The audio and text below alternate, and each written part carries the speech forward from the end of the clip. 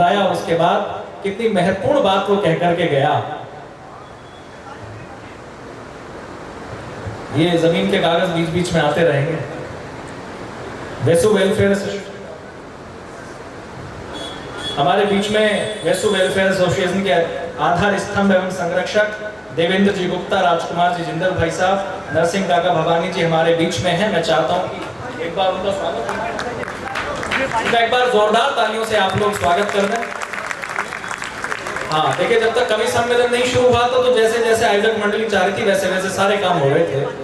एक बार क्या हुआ, एक बाबा जी एक गांव में भीख मांग रहे थे, तो मांगते मांगते घर में गए। उन्होंने कहा कि बेटा छाय है, हमारे यहाँ मट्ठा को छाय बोलते हैं, आपके भी शायद यही बोलते होंगे, बेटा छाय है। तो उसने कहा कि छाय तो नहीं है। तो रास्ते में गए तो बीच में उनको एक महिला मिली। बोले बाबा जी कहाँ से आ रहे हो? बोले कुछ नहीं, मैं आपके घर गया था छाय मांगने, आपकी बहू मिली, उसने मना कर दिया। बोले अच्छा, इसकी इतनी हिम्मत हो गई कि आपको छाय को मना कर दी, आप मेरे साथ चलो। बाबा जी को लेकर घर गई और जैसे ही घर के दरवाजे पर पहुंची तो खुद अंदर चले गए और अंदर घुस के गेट लगा लिया। बाबा जी के मामला समझ नहीं आया। उसके बाद उन्होंने गेट बजाया, उन्होंने गेट खोला। बोले हाँ जी बाबा बताओ क्या काम है? बोले क्या काम है? तू ही बुला करके लाई है मुझे। बोले क्या चाहिए? बोले छाय। तू तो क्या करेगी, छाय दिलवाऊंगी। बोली बेटा ऐसा वापस जाओ, यहाँ कोई छाय वाय ना है। बोले बड़ी पागल औरत है, काम तो तेरी बहू ने कर दिया था, तू मुझे परेशान करके दोबारा लाई। बोले बेटा बाबा जी एक बात बताओ, सास ये है कि हम, इसकी क्या हिम्मत ये मना करे? हम मना करेंगे सास छाय ना, वापस जाओ। अगले 2-3 घंटे के लिए सास कौन है? हम। जैसे हम चाहेंगे सारे काम वैसे होंगे। आप लोग ऐसे ही हंसते खिलखिलाते रहे। बहुत शानदार काव्य पाठ मेरे प्रिय भाई ने किया। आइएगा, मैं एक ऐसे कवि को आपके बीच में आमंत्रित करना चाहता हूं जो इसी रस के परिवार को और ऊंचाइयों तक लेकर के जाएंगे। उत्तराखंड से मूल रूप के निवासी हैं, लेकिन पिछले बहुत समय से वो मुंबई में रहते हैं। मैंने हीरा के बारे में बताया कि वो बहुत शानदार पहले वीरस की कविताएं लिखता था, फिर हास्य में आया, बहुत सी घटनाएं हुई। अभी 2-3 घंटे में होटल के कमरे में भाई साहब के साथ था। उन्होंने बड़ी कमाल की बातें मुझे बताई। उन्होंने कहा कि मोहित में स्पोर्ट्स में बास्केटबॉल का प्लेयर था, उसके कारण फिर मेरी पोस्टिंग में आर्मी में चला गया तो मेरी ड्यूटी बॉर्डर पे लगा दी गई। जब मैं बॉर्डर पे ड्यूटी करता था तो उसी समय वहां एक मुर्गी ने अंडा दिया। अब पाकिस्तानी सैनिक पागल हो गया, उसने कहा ये बॉर्डर हमारा है तो अंडा हमारा हुआ। इन्होंने कहा जब बॉर्डर तो हमारा भी है तो अंडा तो हमारा भी है। बोले चलो फैसला कर लो, 1 मिनट में जो जिसको ज्यादा थप्पड़ मार दे अंडा उसका। अब पहला नंबर अपने पास ले लिया। 1 मिनट में इतने थप्पड़ मारे कि गाल सुधा के कर दिए पाकिस्तानी के बर्गर। उसके बाद बोला जी अब मेरा नंबर। बोले नंबर किस बात का, तू जीत के ले जा। तो ये कमाल की देशभक्ति ऐसे लोग बार बार करते रहते हैं। मैं बहुत प्रणाम करता हूँ। आएगा एक ऐसे कवि को आपके बीच में बुलाता हूँ जिन्होंने पर्यावरण पर, भैया पहले ठीक था, इसको मत छेड़ो, ईगो कम कर दो। पर्यावरण पर जिन्होंने बहुत काम किया, पेड़ ज्यादा से ज्यादा लगे, प्रकृति को बचाया जाए। पूरे देश भर में पर्यावरण को बचाने की मुहिम जिस कवि ने अपनी कविताओं के माध्यम से भी और अपने श्रम के माध्यम से भी लगातार चलाई है, उनका नाम होता है मुकेश गौतम, जो हमारे बीच में मुंबई से आते हैं। देश के वरिष्ठ कवि हैं। कई वर्षों की यात्रा उनकी साहित्य की है, लेकिन आज सूरत में आए हैं आपको हंसाने के लिए, आपके चेहरे पर मुस्कुराहट लाने के लिए। तो मैं सूरत वासियों से निवेदन करता हूं कि एक बार जोरदार तालियां उनके हिस्से में आए ताकि वो पूरे मन से आपके दिल में उतर चुके। पीछे तक के लोग एक बार आकाश भर तालियां बजा करके सूचित कर दें कि आदरणीय भाई साहब को आप लोग सुनने के लिए तैयार हैं। आदरणीय भाई, गुजरात प्रदेश के सूरत शहर के, और ये जो वेशु है, वेशु नगर, यकीन मानिए बहुत सालों के बाद सूरत आना हुआ। सूरत को बहुत साल पहले देखा था, सूरत की जो सूरत थी। उसके बाद बहुत सालों के बाद जब आज इस शहर में आए और देखा तो सूरत की सूरत बदली हुई है। वेशु नगर अपने आप में हमें किसी कैलिफोर्निया जैसा लग रहा है। और ये जो वेशु नगर की आपकी सोसाइटी है, इसके समर्पित लोगों को ये श्रेय जाता है कि आप लोग जिस तरह से ये 650 सोसाइटियों को संभाल के एक करके चल रहे हैं, आने वाले दिनों में और बड़े बड़े कीर्तिमान आप स्थापित करेंगे। हाथ बजा दीजिए। बहुत क्या चिंता मत करो, अभी मैं गाड़ी स्टार्ट कर रहा हूँ। बहुत बढ़िया काव्य पाठ मेरे छोटे भाई हीरामणि ने किया। बहुत बढ़िया टीम सोनल जैन के सौजन्य से यहाँ पर आई, देश के लाडले कवि भाई अरुण जैन ने, और बहुत बढ़िया संचालन हमारा छोटा भाई मोहित कर रहा है। टीम बहुत बढ़िया आप लोगों ने बुलाई। जैसे ही हीरामणि ये के बाद मोहित वापस यहाँ आया। पीछे से भाई जी एक कागज लेके आए, मुझे लगा कुछ देंगे, वो कागज देकर चले गए। हालांकि हमको लगा था कि अभी वो शुरू कर रहे हैं कुछ देना, लेकिन हम जानते हैं आप कितने बुद्धिमान लोग हैं। सूरत का आदमी कितना बुद्धिमान होता है, गुजरात का आदमी हम जानते हैं, क्योंकि मैं खुद मुंबई में उस जगह पे रहता हूँ। फिर छेड़ दे हुआ, फिर छेड़ दिया आपने उसको। हाँ क्या कुछ खास बात नहीं। अच्छा आप कहने आए थे क्या उसको कुछ के? ठीक है, अभी ठीक है, यहाँ रखना बस। बहुत अच्छा। चलिए एक बार ताली वाली बजाइए इसका भी समय शुरू करें। बहुत बढ़िया लोग हैं आप, बड़े मन से आप लोग सुन रहे हैं। टेंशन मत लीजिए, हम टेंशन भगाने वाले लोग हैं। आप गुजरात के सूरत शहर के वो लोग हैं। सूरत शहर ने बहुत सारी आपदाएं, बहुत सारे प्रकोप झेले, लेकिन उसके बाद भी ये सूरत शहर पूरे वैभव के साथ खड़ा हुआ है। मैं आपकी ऊर्जा को प्रणाम करता हूँ। क्या बात है, क्या बात है। ये जो टीम है, जो आपकी आयोजक मंडल है, ये सारे वो लोग हैं जिन्होंने इस कार्यक्रम को इतना विशाल स्वरूप देने में बड़ा परिश्रम किया। यह क्या है, तुम एक बार से जब जो करना करो, नहीं दौड़ जाओ। क्या बात भैया, इसको एक बार सेट करके फिर छोड़ दो। वहाँ पहले ठीक था। आप कर लो, मैं जब तक खड़ा रहता हूँ कोई दिक्कत नहीं, लेकिन उसके बाद मत करना। ठीक, कोई बात हो गया। अब हाथ पीछे कर ले। एक तो वैसे ही दो यहाँ खरदूषण बैठा रखते नहीं रहने दो, ऐसे लोग भी जरूरी है देश में। नहीं ठीक है भाई साहब, नजरोटे भी। अरे ऐसे लोग भी चाहिए। हाँ बढ़िया बढ़िया।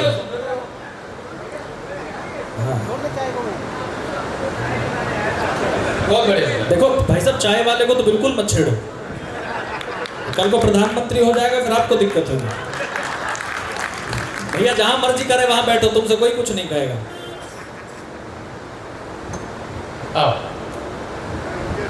चलिए मैं कुछ तो गड़बड़ है भाई, करें इसमें एक बार फिर से शुरू होता हूँ। स्वागत दादा, स्वागत। अच्छा ये या तो ये गड़बड़ थी कि राव आजाद सर नीचे गए हुए थे, इसलिए माइक गड़बड़ कर रहा था क्या? चलिए शुरू करते हैं भाई, आइए। स्वागत स्वागत दादा।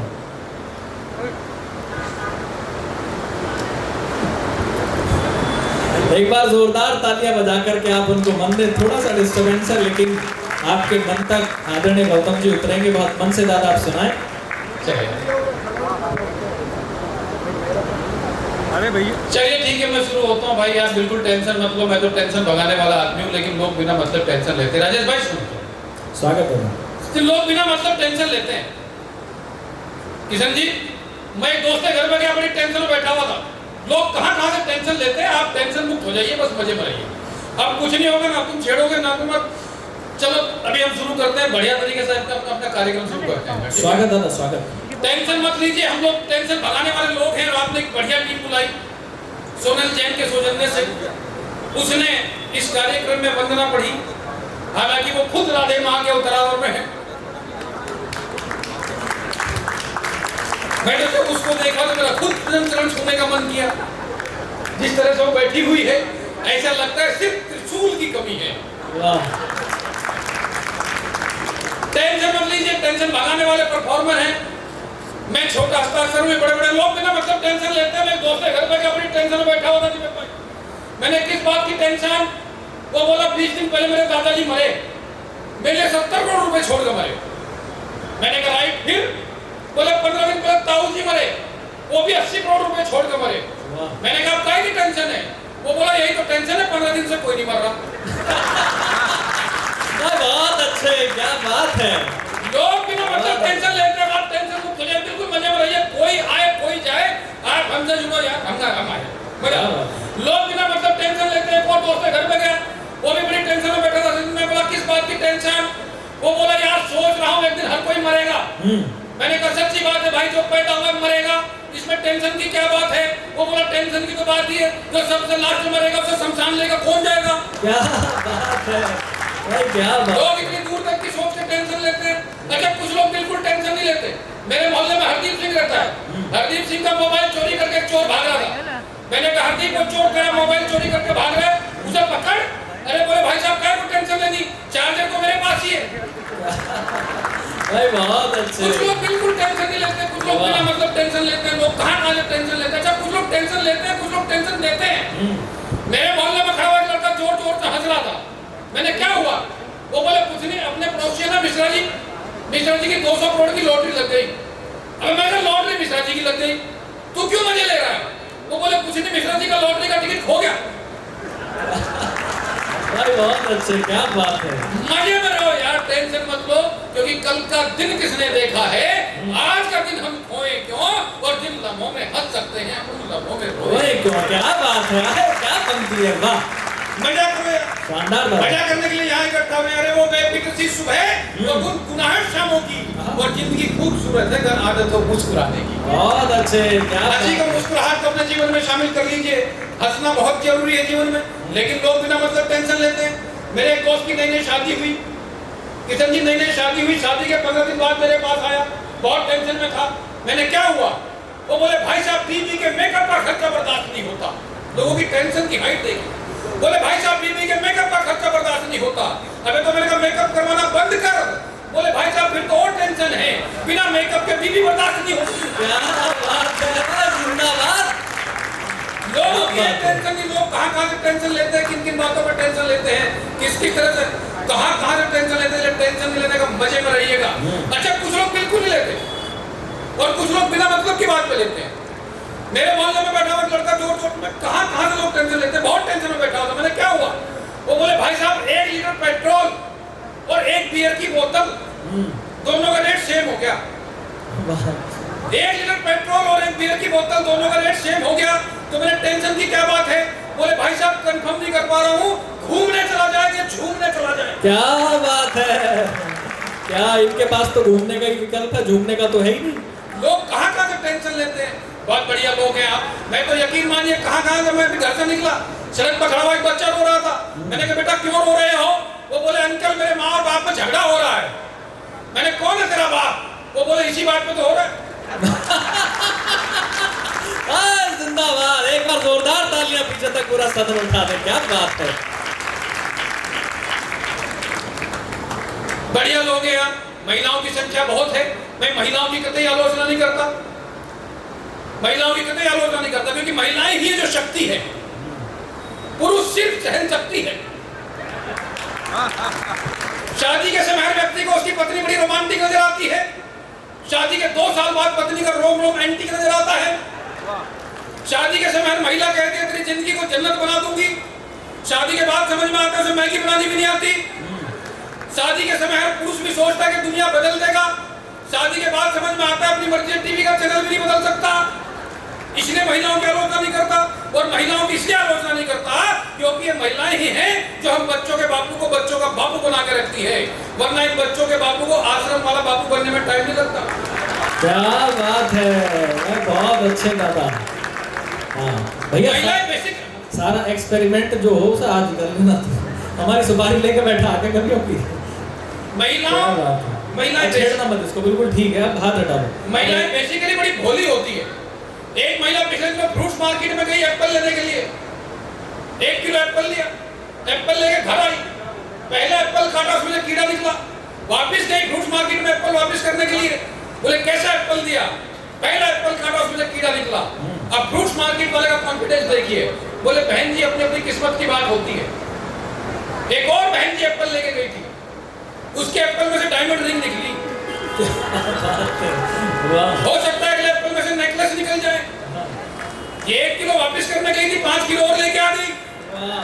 महिलाएं इतनी भोली होती है। क्या होता है, कार्यक्रम आप लोग करते हैं, बड़ी मेहनत करते हैं। देखो मैं बड़े रहा, बहुत मेहनत करते हैं, बहुत पास बांटते हैं, सब कुछ करते हैं, लेकिन कार्यक्रम में एक आध छोटी चीज ऐसी होती है जो हमारा मजा खराब करती है। और जैसे ही हमारा मजा खराब हुआ तो हम बढ़िया मजा दे नहीं पाते। इसलिए जिम्मेदारी आपकी भी है। मेरे भाई ने इतनी मेहनत करके कार्यक्रम जमाया, इतना बढ़िया मंच संचालन किया, उसने इतना बढ़िया जमाया, हीरा मणि बढ़िया करके गया, बहुत मेहनत करी। लेकिन फिर बीच बीच में कुछ ना कुछ ऐसा होता तो ना हमें मजा आता, और हमें नहीं मजा आता तो फिर हम मजा नहीं। इसलिए अब तुम भी ठीक रहो और आप भी ठीक रहो। वो आए जाए, जो आए जाए जाएगा बैठ जाएगा। यार कुर्सी बहुत लगा रखी है, जब खराब हो जाए आइए एक बार ताली वाली ठोक दीजिए, नहीं तो मैं 2 मिनट में बैठ जाऊंगा। दादा बहुत शानदार पढ़ रहे हैं, मन से पढ़ रहे, मन से पढ़ रहे, क्या बात। हर आदमी कहीं ना कहीं कभी इधर से बिगाड़ रहा, कभी इधर से बिगाड़ रहा, तुम लोग कुछ क्या जय।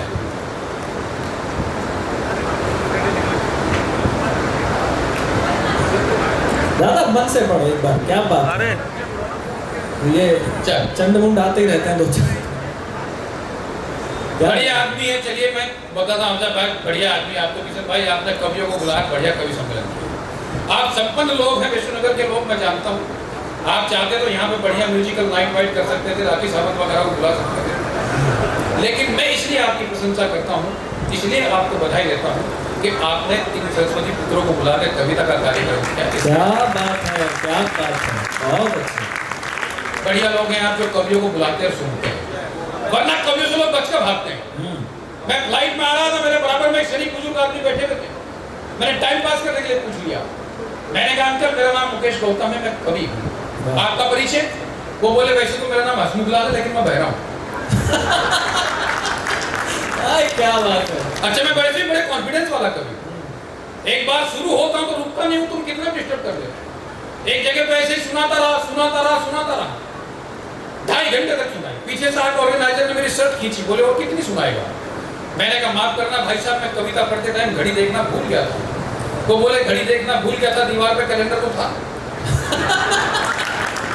अरे जिंदाबाद, क्या बात है। मैं इतनी अच्छा, मेरे बारे में बताया, मैंने बहुत सारी किताबें लिखी। मेरे एक और कवि मित्र हैं, वो मेरे पास आए, बोले मुकेश जी मैंने अपनी कविताओं की किताब लिखी, 1 महीने के अंदर 3000 कॉपी बिक गई। मैंने कमाल है, चमत्कार कैसे हुआ? कविताओं की किताब मैंने भी लिखी, मेरी 300 ही बिकी। वो बोले कुछ नहीं, मैं तो रोज सुबह थैले में 300 किताबें लेकर निकलता था, किसी के भी घर की जाके कॉल बेल बजाता था, जो भी बाहर निकलता था उसको बोलता था मैं कवि हूँ, मैंने ये किताब लिखी है, खरीदता के पूरी पढ़ के सुनाओ। क्या बात है भाई, जिंदाबाद। अच्छा, पहले किसी शहर में एक आध कवि होता था, उस कवि के नाम से शहर की पहचान होती थी। हम उस संस्कृति के लोग हैं, उन संस्कारों के लोग हैं कि कवियों, शायरों, कलाकारों के नाम से शहरों की पहचान हुई। काका हाथरसी, जिगर मुरादाबादी, साहिर लुधियानी, मतलब कवियों शायरों के नाम से शहरों की पहचान हुई। बाद में एक शहर में 10-10 कवि होने लगे, यहाँ तक लोगों ने झेला, एक गली में 8-10 कवि होने लगे, यहाँ आके मामला बिगड़ा। लेकिन अगर एक घर में एक से ज्यादा कवि हो, उस घर का भगवान ही मालिक, और आप तक बात पहुंच जाए तो बताना कि आप तक बात पहुंची है। अगर एक घर में एक से ज्यादा कवि हो तो उस घर की क्या दुर्दशा होती है कि एक कवि और कवित्री ने आपस में शादी रचाई, एक कवि और कवित्री ने आपस में शादी रचाई, और सुहाग रात में घूम कर उठाते ही दूल्हे ने दुल्हन को 6 गजल सुनाई। सुहाग रात में घूम कर उठाते ही दूल्हे ने दुल्हन को 6 गजल सुनाई। फिर दुल्हन ने 5 गीत, 4 रुबाई, फिर दूल्हे ने 6 गीत सुनाए, फिर दुल्हन ने अपने पुराने गीत गुनगुनाए। दोनों का कवि सम्मेलन रात भर चला, दोनों ने एक दूसरे को खूब दाद दी, और दोनों को सुबह याद आया कि आज तो सुहाग रात थी। क्या बात है, जिंदाबाद। अगर कवियों को सुनने वाला मिल जाए, समझो भगवान मिल गया, जैसे कि मुझे आज आप मिल गए। और मैंने तो पहले ही बताया, मैं बड़े कॉन्फिडेंस वाला कवि हूँ। एक दिन तो एक पंडाल में सामने मेरे एक ही श्रोता बैठा हुआ था, फिर भी मैंने 2.5 घंटे सुनाई। 2.5 घंटे लगातार सुनाने के बाद उसके पास गया, मैंने उससे कहा भाई साहब मुझे लगता है आप मेरी कविताओं के बहुत बड़े फैन हैं। वो बोले मैं फैन मैंने कुछ नहीं, मैं तो माइक वाला हूँ। क्या बात है। मैंने पहले अच्छा, टेलीविजन को बड़ी मोहब्बत दी आप लोगों ने मुझे, लाफ्टर चैलेंजर, कॉमेडी शो जैसे प्रोग्रामों में टेलीविजन पर थोड़ा सा नाम हो गया, तो आजकल कवि सम्मेलन में मेरा नंबर लेट आने लगा। एक कवि सम्मेलन में तो मेरा नंबर सुबह 4 बजे आया, सामने एक ही श्रोता बैठा हुआ था, लेकिन मैंने अपना कॉन्फिडेंस नहीं खोया। मैंने कहा एक को भी सुना दूंगा। मैंने कहा भाई साहब आपका स्वागत है। वो बोले स्वागत की ऐसी तैसी, तेरे बाद मेरा नंबर है। जिंदाबाद, एक बार जोरदार तालियां आप सभी लोग पीछे तक उठना। क्या बात है। अच्छा, आजकल तो सोशल मीडिया पे नेताओं की चर्चा कर रहे थे, मैं तो नेताओं की बहुत ज्यादा चर्चा करता ही नहीं, क्योंकि नेता बड़े खतरनाक है। नेता हमें ऐसे मिले, ऐसे नेता मिले। एक नेताजी भाषण दे रहे थे, बिहार में चुनाव का माहौल है, एक नेताजी भाषण दे रहे थे, मैंने सोचा खड़े होकर सुन लूं, पता नहीं कुछ काम की बात मिल जाए। तो नेताजी भाषण दे रहे थे, बोले भाइयों ये जो पिछली सरकार के नेता थे, इन्होंने 5 साल तक आपका खून चूसा, इस बार हमें मौका दीजिए।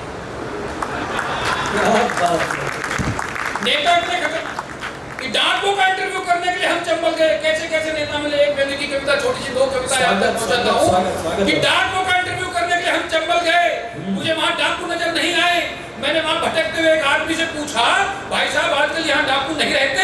वो बोला, नहीं भाई साहब, अब उन सब डाकुओं की पदोन्नति हो गई है, उनकी जगह चंबल में नहीं, उनकी जगह देश की राजनीति में हो। क्या बात है, क्या अद्भुत जंग है, जिंदाबाद। कैसे कैसे लोग हैं जो देश की राजनीति में आ गए हैं कि पहले वो कुख्यात डाकू थे अब मंत्री हैं, पहले वो कुख्यात डाकू थे अब मंत्री हैं, पहले पुलिस से भागते फिरते थे अब उनकी सुरक्षा के लिए सरकारी संपत्ति। क्या बात है। पहले वो कुख्यात डाकू थे अब मंत्री हैं, पहले पुलिस से भागते फिरते थे अब उनकी सुरक्षा के लिए सरकारी संतरी हैं। हमने उनसे पूछा, नेताजी आप में इतना बदलाव कैसे आया? वो बोले, कैसा बदलाव? जब मैं डाकू था कपड़ों का रंग काला था, अब एकदम झक सफेद उजला है। दोस्त मैंने वो काम नहीं छोड़ा, बस काम करने का तरीका बदला है। क्या बात है, क्या बात है दादा, कमाल। नेता तो हमें ऐसे ऐसे मिले साहब, नेता हमें ऐसे ऐसे मिले कि सर में भेजा नहीं है फिर भी सोच रहे हैं। वाह। भेजा ऊपर वाले ने भेजेंगे, सर में भेजा नहीं है फिर भी सोच रहे हैं। खुजली खुद को है पर जनता को नोच रहे हैं। और हाल बताऊं क्या मैं इन नेताओं का, धूल जमी है चेहरे पर और दर्पण पहुंच रहे हैं। धूल जमी है चेहरे पर, बढ़िया लोग हैं चेहरे पर दर्पण पहुंच। आजकल तो सोशल मीडिया का दौर है। फेसबुक, आप इसे कहते हैं फेसबुक, मैं इसे कहता हूँ फेसबुक। वाह। क्योंकि 95% बातें झूठी। हीरामणि ने बहुत बढ़िया बातें कही युवा पीढ़ी की, वो कैसे कैसे नाम ले रहा था, कैसे कैसे ब्रांड उसने बताए। हम तो वो लोग हैं कि हम तो वहाँ कैफे में भी जाते हैं तो वो कैपेचिनो कहने में भी अपने को बहुत सोचना पड़ता है। इसने कितने ब्रांड के नाम बताए, कैप्टन से ब्रांड बताए, हमको नहीं आता था। ये ऐसे ऐसे नाम अपने को नहीं आते। सोशल मीडिया का दौर है। आप इसे कहते हैं फेसबुक, मैं इसे कहता हूँ फेसबुक, क्योंकि 95% बातें झूठी। जो आदमी सरकारी सब्सिडी के बिना घर में टॉयलेट तक नहीं बनवा सकता, वो भी फेसबुक पे गर्लफ्रेंड के लिए ताजमहल बनवाने का प्रॉमिस कर रहा है। क्या बात है, वाह। जिस आदमी के घर में उसके बच्चे उसकी बात नहीं सुनते, वो फेसबुक पर प्रधानमंत्री को सलाह दे रहा है कि ट्रंप के साथ अगली मुलाकात में किन किन मुद्दों पर चर्चा करनी है। अच्छा, वो भी ऐसे प्रधानमंत्री क्योंकि पहले वाला बोलता नहीं था, अब वाला किसी के बात की सुनता नहीं है। क्या बात है, बहुत अच्छा। ऐसे ऐसे इसलिए कहता हूं कि ये फेसबुक भी बड़े कमाल की चीज है। जिसने कभी कॉलेज की बुक का फेस नहीं देखा, उसके फेसबुक पर अकाउंट 130 है। जिसने कभी कॉलेज की बुक का फेस नहीं देखा, उसके फेसबुक पर अकाउंट 130 है। फेसबुक अकाउंट रखना आजकल फैशन है, ट्रेंड है। पासबुक में भले ही 500 रुपए ना हो, फेसबुक पर पूरे 5000 फ्रेंड है। क्या बात है। पासबुक में भले ही 500 रुपए ना हो, फेसबुक पर पूरे 5000 फ्रेंड है। फेसबुक अकाउंट होल्डर गजब के चालू है। प्रोफाइल फोटो सलमान खान जैसे लगाते हैं, शक्ल से भले ही लालू है। फेसबुक अकाउंट होल्डर दिमाग कम, आंख ज्यादा चलाते हैं। कोई अपने बाप की मौत की खबर भी लिख दे तो 1 घंटे में 4 से 2 लाइक कराते हैं। क्या बात है। पिछले दिनों फेसबुक पर एक लड़के ने अपनी शादी का कार्ड पोस्ट कर दिया। 1 घंटे में 40 दोस्तों ने आपके जीवन में यह अवसर बार बार आए ऐसा लिख दिया। वाह। फेसबुक पर एक लड़के लड़की की दोस्ती हुई, दोस्ती बड़ी गहरी हुई, यानी दोनों ने आपस में शादी करने का फैसला किया। और शादी की बात को फाइनल करने एक दिन दोनों के दोनों पहुंचे एक होटल में मिलने, और दोनों की पोल खुल गई। दोनों के दोनों पति पत्नी निकले। क्या बात है। दोनों की पोल खुल गई, दोनों के दोनों पति पत्नी निकले। शादी करने का दोनों का उत्साह पल भर में खाक हो गया। शादी तो क्या करते, अगले दिन दोनों का तलाक हो गया। देखिए, एक गाड़ी नंबर है 4298, वो गाड़ी बिल्कुल बीच में है, वहाँ उसकी वजह से ट्रैफिक जाम हो गया है। तो मेरा जिनकी भी गाड़ी है, कृपया करके आप वहाँ से गाड़ी को हटा लें प्लीज। मेरा तुमसे निवेदन है, जो भी 4298 के जो भी ओनर हैं, वो प्लीज अपनी गाड़ी को वहाँ से हटा लें। 4293 हाँ 4293 है, जिसकी भी है हटा लो। पता चल गया कि किसकी है, पता हाथ ना दोगे तो मैं बता दूंगा इनकी है। ये जितनी भीड़ यहाँ है, इतनी ट्रैफिक की भीड़ बाहर उस गाड़ी के कारण से हो गई है। तो मेरा आपसे निवेदन है, प्लीज आप उस गाड़ी को वहाँ से हटा लें। अच्छा, मुझे लगता है वो यहाँ खड़ी करके कहीं निकल ले, कवि सम्मेलन वाले समझे बोले। अगर किसी के संपर्क में हो तो उनको सूचित करें कि आधा सूरत वहाँ एकत्रित बाहर हो गया है और इतना स्थान यहाँ भी नहीं बचा कि इनको यहाँ बिठाया जा सके, तो प्लीज उस गाड़ी को आप वहाँ से हटा लें। 4293। चलो गाड़ी ने मेरी गाड़ी को डेरल करी थी। एक बार फिर ताली वाले में एक छोटी सी कविता पढ़कर अपना स्थान ग्रहण करता हूँ।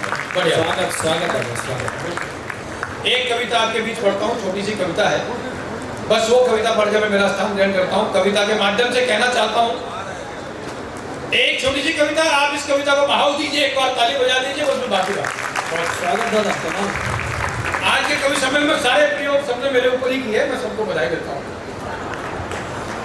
एक छोटी सी कविता पढ़ूंगा सिर्फ, कविता के माध्यम से कहना चाहता हूँ साहब, कोई छोटा नहीं होता, कोई बड़ा नहीं होता। कविता आपके बीच पढ़ रहा हूँ, छोटी सी कविता है, बस कविता के माध्यम से कहना चाहता हूँ, कोई छोटा नहीं होता, कोई आज बड़ा नहीं होता, आदमी का काम उसको बड़ा बना देता है, आदमी का काम उसको छोटा। क्या बात। बदलाव का दौर है, बदलाव इतना आया कि पहले 2 लोग लड़ते थे तो तीसरा छुड़ा देता था, अब 2 लोग लड़ते तो तीसरा वीडियो बना। बदलाव इतना आया कि पहले दोस्तों के साथ में टाइम का पता नहीं चलता था, आज टाइम पे दोस्तों का पता नहीं चलता है।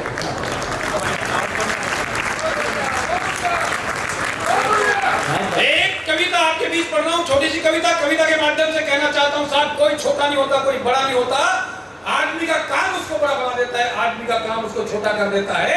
कहना ये चाहता हूँ, जीवन में कभी कोई आपकी आलोचना करे, जीवन में कभी कोई आपकी बुराई करे तो और बड़ाई करे तो दोनों का फर्क क्या होता है, कोई बड़ा नहीं, कोई छोटा नहीं। कहना ये चाहता हूँ, जीवन में कभी कोई आपकी प्रशंसा करे तो आपको भूलना नहीं है, और जीवन में कभी कोई आपकी आलोचना करे तो अपनी आलोचना को पीना सीखिए। मेरा दावा है, जिस दिन आप अपनी आलोचना को पीना सीख जाओगे, उस दिन आप सच में जीना सीख जाओगे। क्या बात है। कोई बड़ा नहीं होता, कोई छोटा नहीं होता साहब। कहना चाहता हूँ, कोई फर्क नहीं पड़ता आप जीवन में योगी हो या ना हो, आप उपयोगी हो, ये बेहद जरूरी। बहुत अच्छे, क्या बात है। कोई फर्क नहीं पड़ता आप जीवन में वेद पढ़े या ना पढ़े, आप किसी की वेद ना पढ़नी सीख ले, जीवन में ये बेहद जरूरी। क्या बात है। एक छोटी सी कविता, कविता के माध्यम से कहना चाहता हूँ साहब, जरूरी नहीं हर वक्त लबों पर भगवान का नाम आए, अरे वो लम्हा भी पूजा है जब इंसान इंसान के काम। वाह। जरूरी नहीं हर वक्त लबों पर भगवान का नाम आए, वो लम्हा भी पूजा है जब इंसान इंसान के काम आए। इत्र से, परफ्यूम से कपड़ों को महकाना बड़ी बात नहीं, बात तो तब है जब आपके किरदार से खुशबू आए। क्या बात है। कहीं ना कहीं आपका चरित्र महकना चाहिए। 1 मिनट की एक छोटी सी कविता, एक होती है नदी, एक होता है सागर, दोनों को प्रतीक बनाकर मैंने एक बात कही है, बात आप तक पहुंच जाएगी।